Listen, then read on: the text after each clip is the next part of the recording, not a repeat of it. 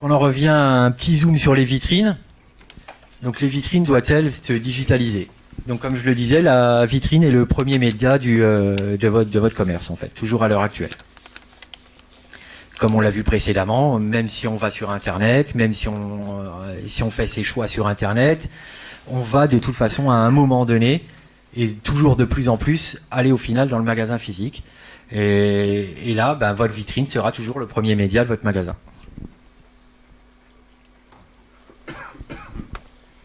Donc une croissance continue des investissements sur le digital. Donc la télé moins 3,5%, Internet plus 3,1% en 2012 et tout ce qui est Internet sur mobile plus 55%. Donc là on voit qu'il faut absolument que votre site vitrine ou que votre e-commerce puisse correspondre à un format tablette ou smartphone. Et pour la vitrine, pour l'instant on n'a rien en France parce que c'est purement anglo-saxon. Tout ce qui est digitalisation de vitrine à l'heure actuelle, c'est anglo-saxon. On le retrouve, si on va le retrouver au Canada aussi surtout, mais très peu encore à l'heure actuelle en Europe. Alors qu'on a su discerner que c'était un des premiers médias de vente. On en trouve dans les agences immobilières. Oui, très peu. Je suis bien placé pour le savoir, c'est moi qui les vends, mais très peu encore dans les agences immobilières. Et à prix très prohibitif une fois qu'on se rapproche de la capitale. Donc c'est quelque chose qui n'est pas rentré dans les mœurs parce que c'est encore un peu cher. C'est ce qu'on essaye de faire nous chez Aldebaran, de le rendre beaucoup plus accessible. Mais c'est quelque chose qui, pour le petit commerçant, qui est dur à intégrer encore dans son investissement.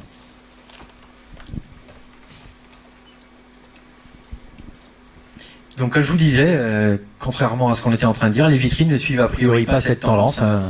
Vous avez beaucoup de vitrines avec de grandes surfaces et aucune communication dessus. Mis à part, c'est le temps des soldes avec des gros panneaux, moins 70, moins 50. Mais à part ça, c'est à peu près tout.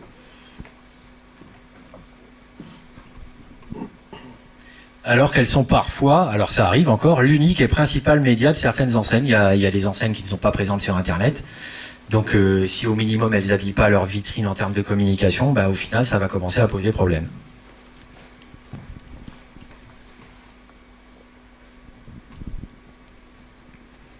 Donc la grande question, doivent-elles se digitaliser? Est-ce qu'on a des statistiques là-dessus? Est-ce qu'on a des retours? Donc 21% des consommateurs préfèrent les vitrines à toutes les autres formes de publicité. Alors pourquoi? C'est parce que le consommateur, les publicités, on en a de plus en plus, mais en fait il en a de plus en plus marre. Donc il ne supporte plus la plupart des publicités. Et par contre, celle de la vitrine, oui, parce que c'est lui qui est acteur, c'est lui qui décide ou pas, en fait, de subir, entre guillemets, cette publicité, de s'approcher de la vitrine et de lire ce qui s'y trouve dessus. Donc 21% des consommateurs préfèrent cette action publicitaire. Donc 50% des visiteurs dans un magasin ont au préalable regardé la vitrine. Donc c'est énorme. Ça veut dire que systématiquement, avant de rentrer dans le magasin, vous allez vous arrêter 5 à 10 minutes devant la vitrine. Donc c'est pour ça qu'il faut absolument, en tant que commerçant, faire quelque chose sur la vitrine. Et il n'y a pas de statistiques là-dessus, mais on estime effectivement qu'il peut aussi y avoir des gens qui vont faire demi-tour de votre magasin par rapport à l'aspect de votre vitrine.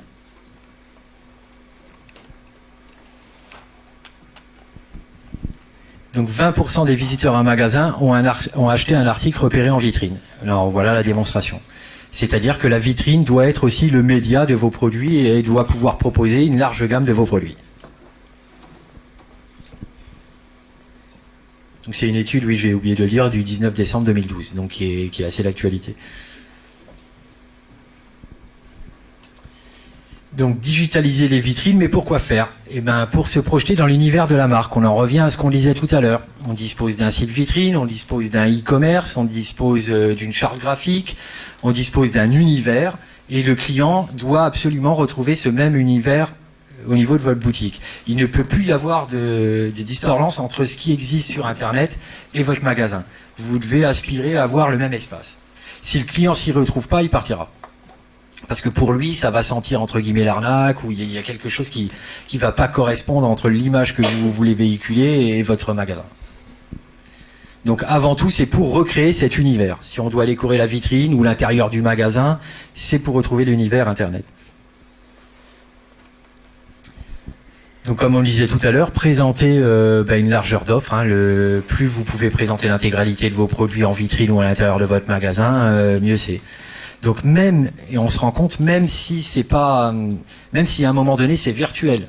On s'est rendu compte par exemple qu'avec des totems ou des vitrines tactiles comme ici, le client, s'il a accès à l'intégralité du magasin sur cette vitrine, il ne va pas faire la différence entre le fait qu'il a la vitrine et que vous n'avez pas tout en stock derrière.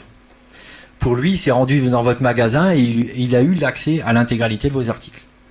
Donc la halle aux chaussures, par exemple, a très bien compris. Ils vont installer des totems et des tables basses tactiles où vous pourrez à un moment donné choisir la couleur de votre vêtement.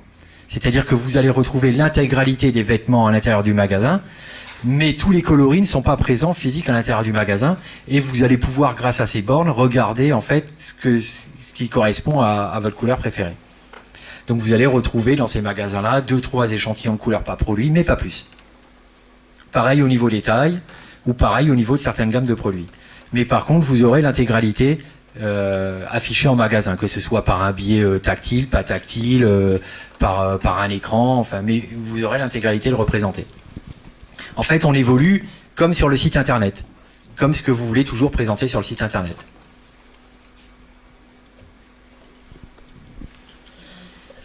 Donc favoriser la réactivité, quand on dispose de ce genre de médias, effectivement, on peut transformer sa vitrine tous les jours, et pour des actes bien précis, pour les anniversaires ou pour de la communication bien précise, ça va pas nécessiter un réagencement complet de votre magasin. On va dire que ce genre de média est beaucoup plus réactif que d'autres médias par rapport à ça. Donc ici, Douglas adapte chaque jour ses nouveautés, ses conseils beauté en fonction de la météo. Voilà un exemple de réactivité. En fonction de la météo, les conseils beauté qui sont sur la vitrine sont différents. Donc on peut tout imaginer.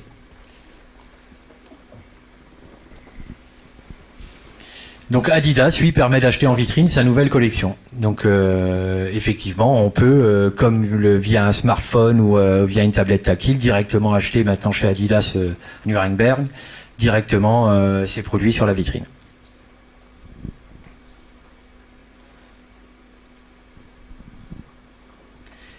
Événementialiser le produit. Donc chaque nouveau produit qui sort, effectivement, c'est ce qu'on disait tout à l'heure, c'est beaucoup plus interactif, beaucoup plus rapide. C'est-à-dire que chaque matin, on pourrait changer l'intégralité de sa vitrine ou de son totem. Donc petite parenthèse par rapport à ça. Qu'est-ce que ça nécessite par contre ? Ça va nécessiter une refonte aussi quelque part de vos outils, qui soient Internet ou de vos outils, ce que j'appelle back-office, c'est-à-dire tout votre outil ERP, comptabilité, gestion commerciale, etc., etc. On se rend compte que plus ces outils sont connectés, plus vous allez gagner du temps. C'est-à-dire qu'à l'heure actuelle, tout ce qu'on va retrouver en vitrine ou tout ce qu'on va retrouver en communication, la tendance c'est de dire je saisis quelque chose une fois dans mon outil et automatiquement il doit se retrouver sous cette forme ou sous une autre forme préparamétrée, soit dans ma vitrine, soit dans mon totem, soit sur mon site internet. Mais il y a un souci à l'heure actuelle, c'est de dire je ne saisis qu'une fois les choses. Et on va même plus loin après, c'est-à-dire si je fais des actes d'achat ou des actes de commande, que ce soit sur Internet, en vitrine ou enfin sur n'importe quel média, ça doit automatiquement s'incorporer dans mon outil de travail. Et on tend vers ça. Et il y a des outils aujourd'hui qui permettent ça. C'est-à-dire que de n'avoir qu'un environnement de travail. C'est fini, entre guillemets, l'époque où j'avais ma petite gestion commerciale, mon petit Sage pour la comptabilité. Tout ça n'étant plus connecté, ça va devenir très compliqué. Surtout si je commence à ajouter du média dans mon commerce, de le gérer soit par Internet, soit par des éléments en vitrine, tout va commencer à se compliquer. Vous n'allez plus pouvoir prendre un jour dans votre semaine pour saisir tous les éléments. Donc tous ces outils sont connectés et travaillent à peu près sur le même support à l'heure actuelle. Et pareil, il y a aussi des outils libres pour ça.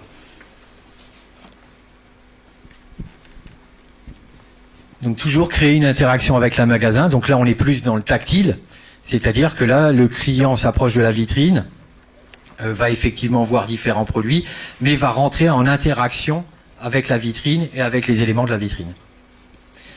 Donc on en revient à tout ce qu'on disait aussi au départ, c'est-à-dire que c'est aussi ce genre de solution-là qui va vous permettre de dire, en fait, je suis ouvert 7 jours sur 7 et 24 heures sur 24, mais je suis ouvert sur Internet 7 jours sur 7, 24 heures sur 24, mais je suis aussi ouvert physiquement par le biais de ce genre de produit à mon client. C'est-à-dire que vous êtes au restaurant, vous sortez à 21h30 du restaurant, vous passez devant chez Yves Rocher et vous pouvez toujours rentrer en interaction avec les produits.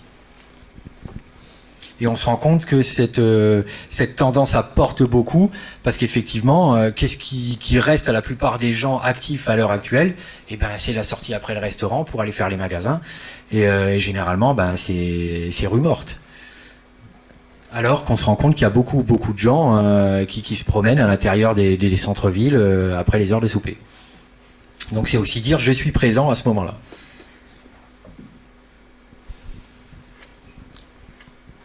Donc créer de l'engagement avec sa communauté, bon là on n'en est peut-être encore pas là, mais effectivement tous les commentaires Twitter ou Facebook apparaissent automatiquement sur les grands écrans dans cette enseigne-là.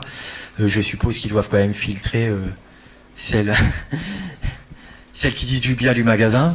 Enfin, je pense qu'il y a une espèce de modérateur derrière. Parce que sinon, passer tous les tweets en automatique. Donc démultiplier les messages. Dans le monde du vin, effectivement, ça se fait beaucoup. C'est-à-dire qu'aujourd'hui, on ne vend pas qu'une bouteille de vin. C'est-à-dire que par le biais, effectivement, de tous ces éléments interactifs, on va raconter l'histoire de la bouteille de vin. On va raconter des tas de choses aux clients avant l'acte d'achat.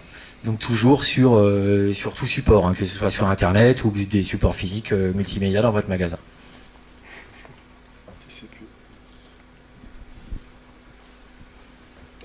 Et si demain la vitrine virtuelle prenait le pas sur le magasin, c'est un petit peu une petite révolution, c'est comme à l'époque de la révolution Internet.